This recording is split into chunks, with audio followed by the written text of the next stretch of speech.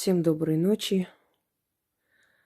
Хочу вам сегодня подарить один замечательный ритуал к той силе, о которой многие знают и слышали не раз, особенно в детстве. Те, кто родились на Кавказе или на Востоке, но не совсем понимали, к кому это обращение и о ком говорят старшие. Наверное, моя миссия на этой земле – это воскресить и дать новую жизнь старинным поверьям, знаниям, легендам, рассказам, учениям о богах. Знаете, из тьмы веков, из этого мрака, древности, покрытые тайной и просто вековой пылью, начинают выходить знания. Знания о духах, о девах, о сущностях, о силах судьбы. Разве это не замечательно?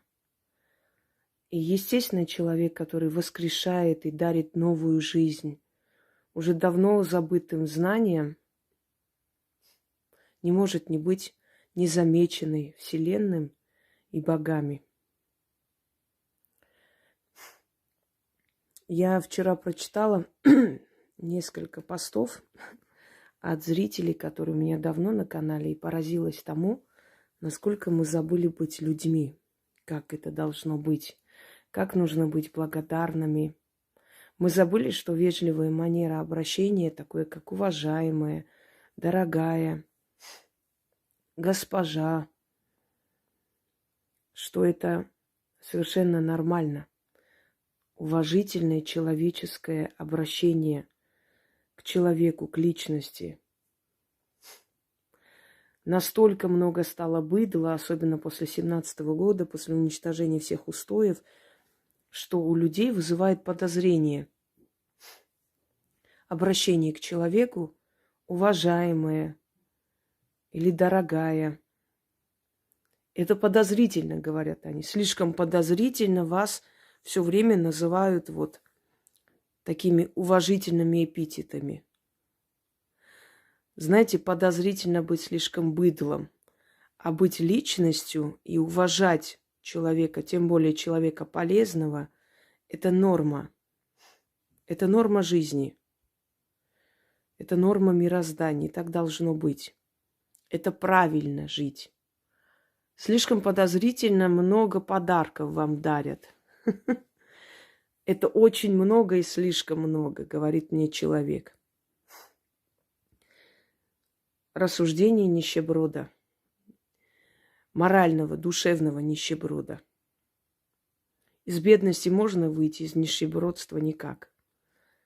Это не слишком много. Я буду нескромна, если вам скажу, что это слишком скромная благодарность за то, что я дарю человечеству и миру. И вы прекрасно видели, знаете, слышали от людей видеозаписи, из каких передряг, из какого состояния я вытаскивала, и мои работы вытаскивали и спасали людей. Когда людям нечего было есть, а потом человек начал возглавлять ресторан за короткое время. И если такой человек отправляет мне статую стоимостью 7000 рублей, это скромная благодарность за спасение от голода всей семьи. Потому что если бы она не справилась с этим, ее детей забрали бы в детский дом. Они получили бы травму. Она непонятно как бы выжила. Что бы с ней случилось, с ее жизнью, с ее судьбой. Но благодаря моим ритуалам, которые она провела, и потратила это, может, рублей 200 на эти ритуалы, на благовония, свечи и прочее. Потому что там есть и ритуалы, в которых ничего не нужно тратить, всего лишь сила слова. Вот благодаря этому человек нашла хорошую работу и смогла прокормить и спасти просто свою семью от расчленения буквально. Потому что у нас государство не помогает, они сразу забирают детей. И вы считаете, что подарок от такого человека – это слишком много для меня, правда?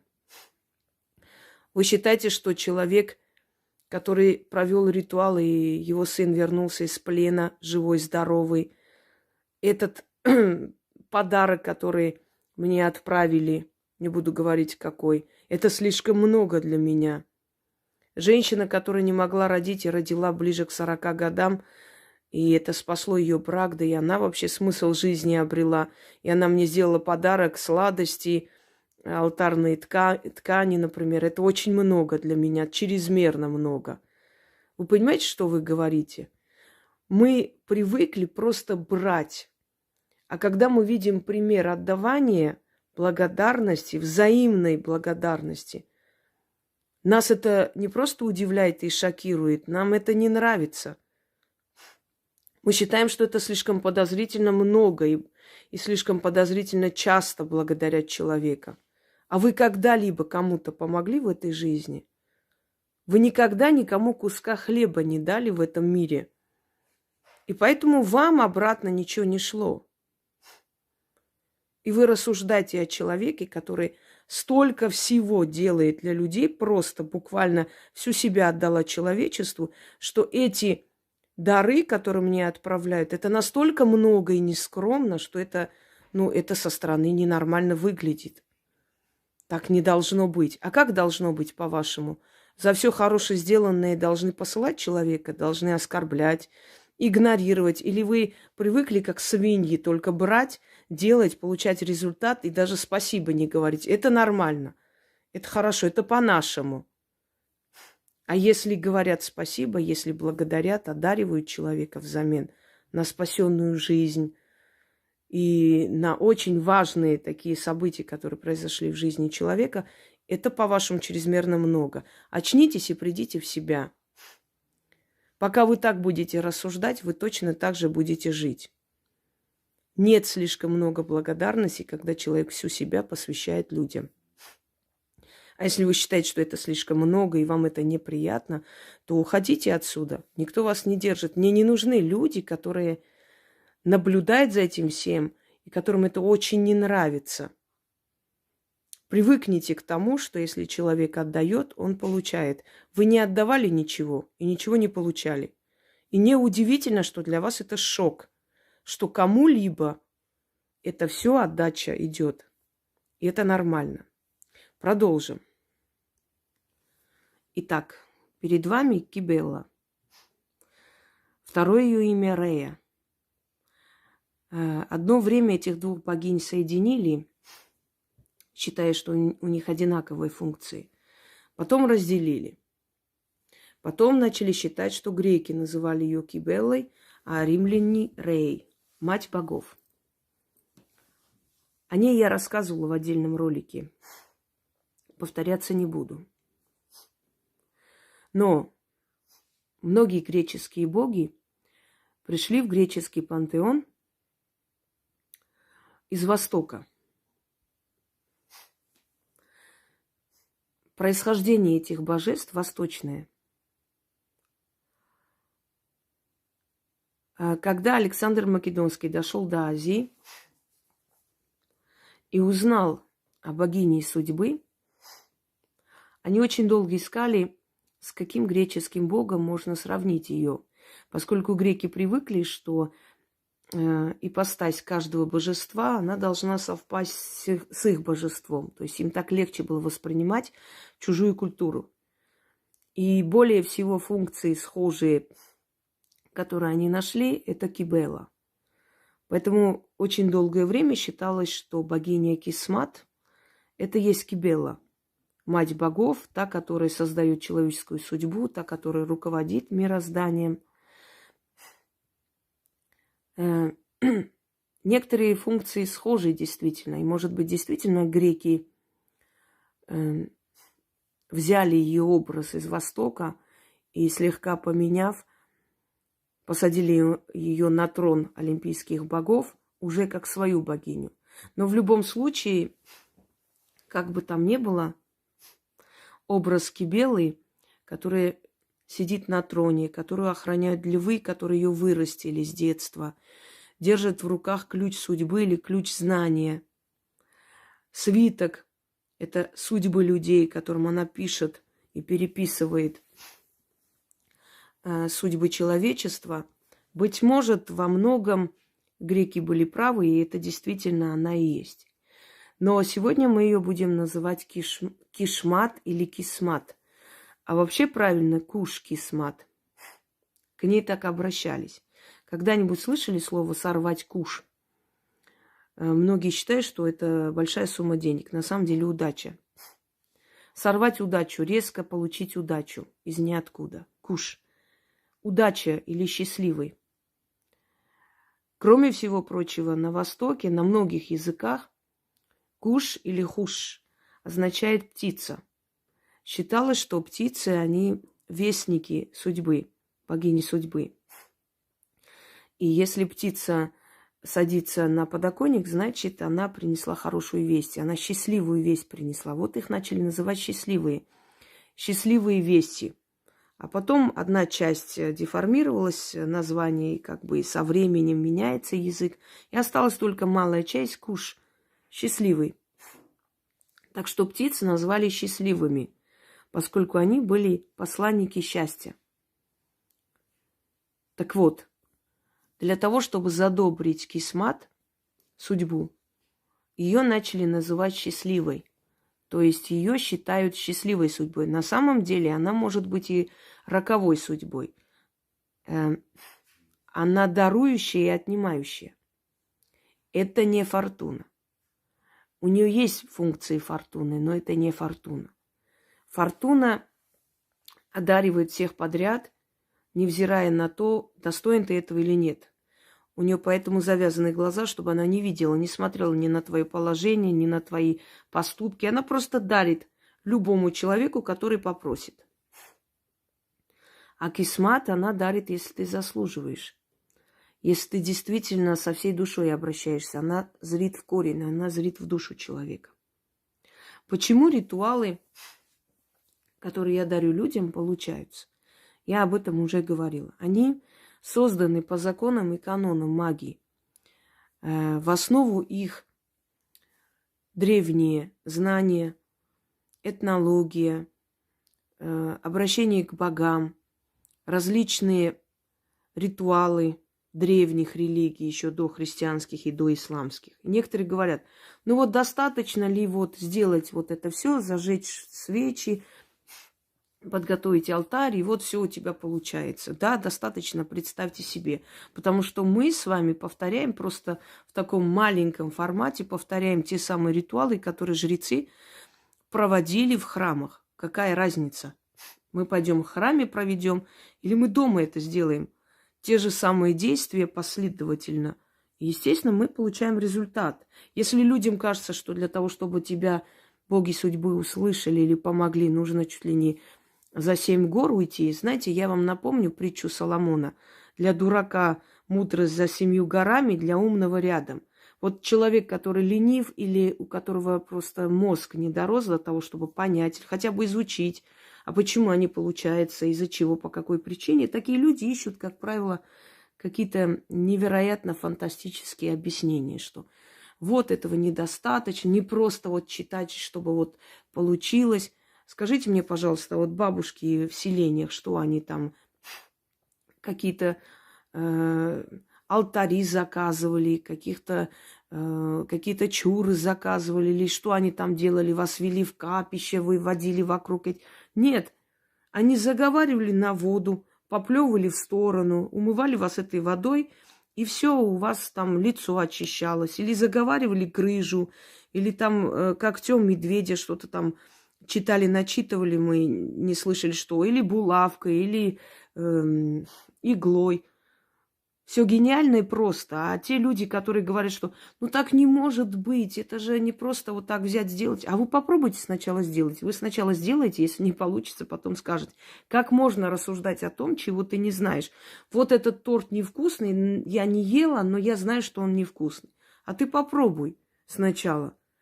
Согласны? Чтобы иметь моральное право что-либо говорить, надо это сделать для начала и посмотреть.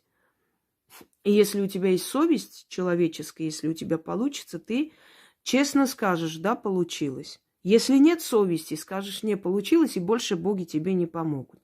Но в любом случае поймите, что если созданы по законам магии, если в основу положена древняя ритуальная вот магия, песнопение, все эти ритуалы, которые жрецы исполняли в храмах и прочее, еще добавлено ведьмами там ключи, слова спасительные и прочее, прочее, естественно, оно будет получаться.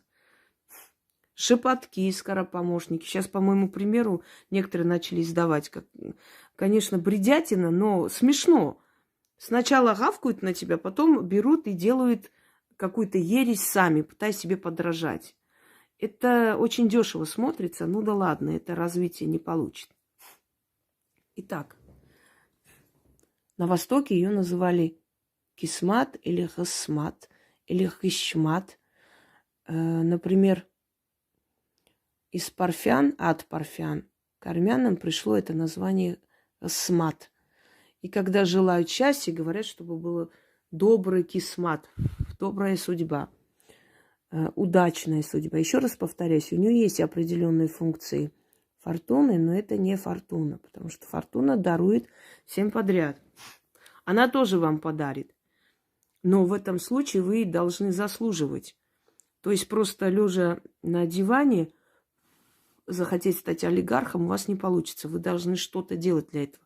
То есть целенаправленно делать. Но если эта богиня обратит на вас внимание, и если она станет для вас просто названной матерью, то у вас никаких проблем в жизни не будет. Потому что это одна из самых могущественных повелительниц судьбы.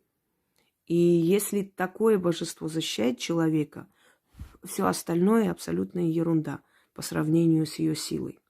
Хочу вам сказать про санскрити, потому что здесь приводятся древние песнопения, посвященные богине Кисмат.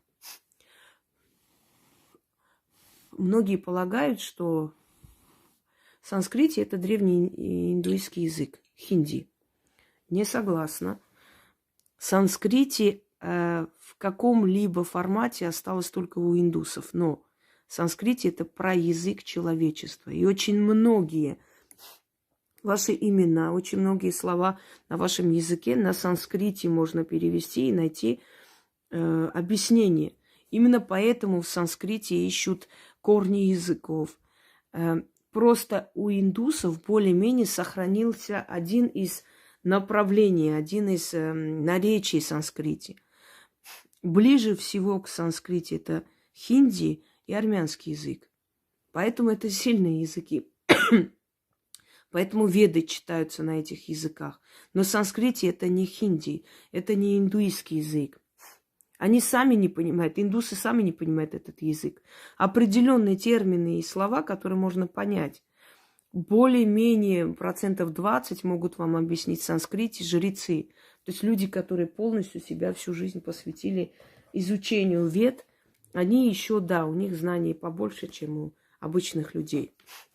Но те, которые считают, что это хинди всего лишь, вы очень сильно ошибаетесь. Так вот, на санскрите вот это древнее заклинание или обращение к ней, просьба.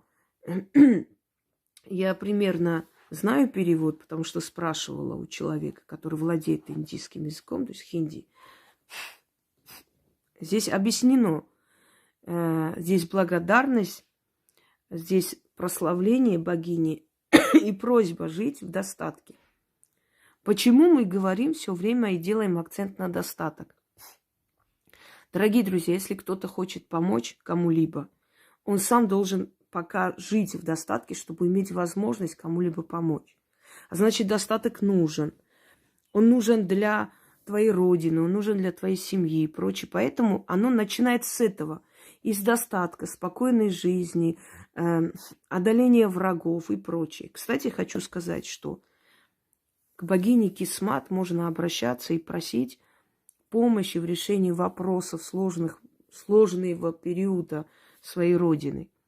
Своими словами зажигать ей свеча должна быть либо желтое, либо золотистое и серебряное, потому что в основном предметы ее алтаря изготавливались из золота и серебра.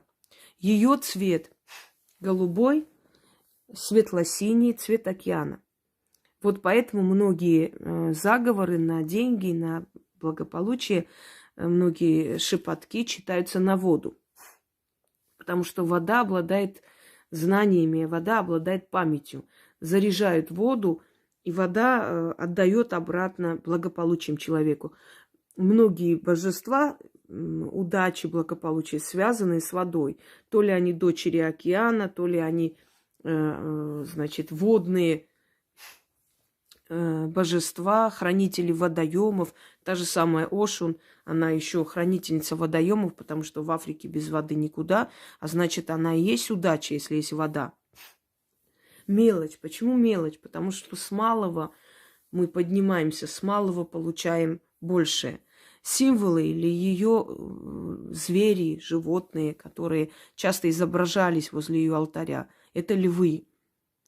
Можно ли простому человеку алтарь кибелы? Нет. Вы можете поставить на алтарь статую Фортуны, потому как она тоже считается божеством судьбы, и можно на ее статую, то есть на энергию судьбы начитать, а можно без ничего. Но алтарь должен быть такой. Либо голубые, синие камни. Нет камней. Значит, свечи, мелочь. Есть фигура львов. Замечательно. Вы поймите, все зависит от вашего творчества. Силы смотрят, насколько вы трепетно к этому относитесь, насколько вы хотите все сделать так, чтобы уважать их, чтобы почитать их. Потому что они приходят в твою жизнь, и как ты их примешь, как ты к ним себя, то есть проявишь по отношению к ним, такой результат ты и получишь. Понимаете? Когда к вам идут цари и князья в гости, ты не встречаешь их пластиковыми бутылками и одноразовыми тарелками. Наверное, ты стол сервируешь, наверное, ты просто встречаешь их как положено для того, чтобы они к тебе хорошо относились. То же самое здесь. Это силы судьбы. Если ты не отнесешься к ним с уважением, а о чем речь, о каком благополучии может идти речь? Делай все как положено. Итак, начнем. Поскольку у меня памяти мало осталось, я прочитаю или один раз, или два раза.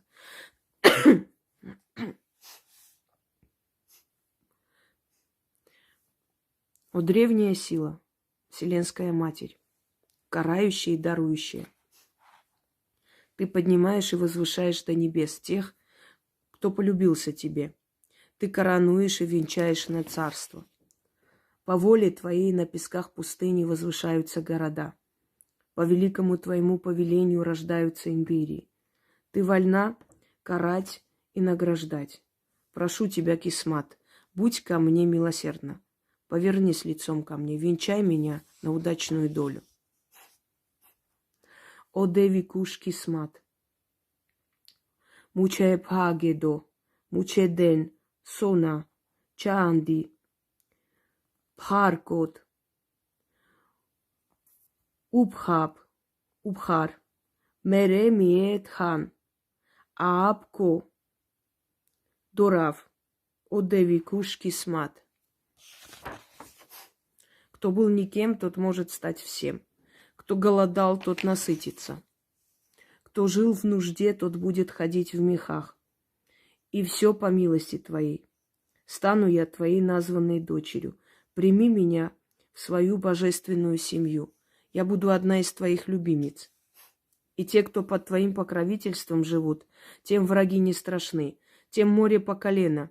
Жить нам в богатстве и достатке. Получать все, что я желаю. Покупать все, что я хочу. Жить в доме своем, в мехах и в соболях, в шелках ходить. Деньги в мешке, злато в серебре, злато, серебро в сундуке и роскошная жизнь. Защита и оберег, слава и признание. Самой жить в достатке, еще и детям и внукам оставить. О Деви Куш Кисмат, Муче Пагедо, Муче Ден, Сона Чанди, Бхаркот, Убхар, Мере Миет Хан, Апко, Дарав, О Деви Куш Кисмат. Да будет так, заклято. Этот ритуал вам поможет очень резко идти вперед. Но я рекомендую тем, кто первый раз на моем канале или недавно, сначала начать с малого. Сразу не замахивайтесь на такие сильные ритуалы, сильные работы. Постепенно приучите свою энергетику к этим силам. И постепенно поднимайтесь. Что может дать этот ритуал? Карьерный рост. Убрать с дороги конкурентов, убрать с дороги людей, которые мешают вам. Покровительство сил, потому что если она мать богов, и она сама судьба, она сама решит, насколько вы правы в этой ситуации, и поможет вам. Перемены вы сами увидите. Ритуалов на удачу много не бывает. Если вы хотите попросить ее за свою семью, за свой народ, просто проведите этот ритуал, но в конце еще попросите. Прошу тебя еще вот это, помоги, чтобы так получилось. Не очень большие просьбы, не 3-метровые, но чтобы получилось вот то, что вам хочется, очень хочется для своей страны, для своей родины. Она может исполнить. Для нее нет преград. Это божество. Понимаете, она перетянет вашу жизнь как кольцо, так и более крупные вещи или события, которые вам хочется. Итак, начнем.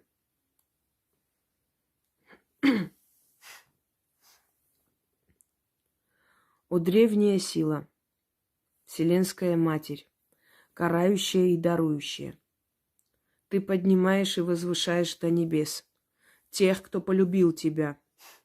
Ты коронуешь и венчаешь на царство. По воле твоей на песках пустыни возвышаются города. По великому твоему повелению рождаются империи. Ты вольна карать и награждать. Прошу тебя, Кисмат, будь ко мне милосердна. Повернись лицом ко мне, венчай меня на удачную долю. О Деви Куш Кисмат. Муче Бхагедо, Муче Ден Сона Чанди, Бхаркот, Убхар, Мере Миет Хан, Апко, Дорав, О Деви Куш Кисмат. Кто был никем, тот может стать всем. Кто голодал, тот насытится. Кто жил в нужде, тот будет ходить в мехах. И все по милости твоей стану я твоей названной дочерью. Прими меня в свою божественную семью. Я буду одна из твоих любимец. И те, кто под твоим покровительством живут, тем враги не страшны, тем море по колено, жить нам в богатстве, в достатке, получать все, что я желаю, покупать все, что я хочу, жить в доме своем, в мехах и в соболях, в шелках ходить, деньги в кошельке, злато, серебро в сундуке и роскошная жизнь, защита и оберег, слава и признание, самой жить в достатке, еще и детям и внукам оставить. О Деви Куш Кисмат. Муче Бхагедо, Муче Ден Сона Чанди, Бхаркот, Убхар, Мере Миет Хан, Апко, Дурав, О Деви Куш Кисмат. Да будет так, заклинаю. Вот вам еще один ритуал в помощь в трудную минуту. Просто обращайтесь и получайте. Стучите, и отворится вам. Не забывайте это. Но только стучите, чтобы отворилось. Всем удачи и всех благ.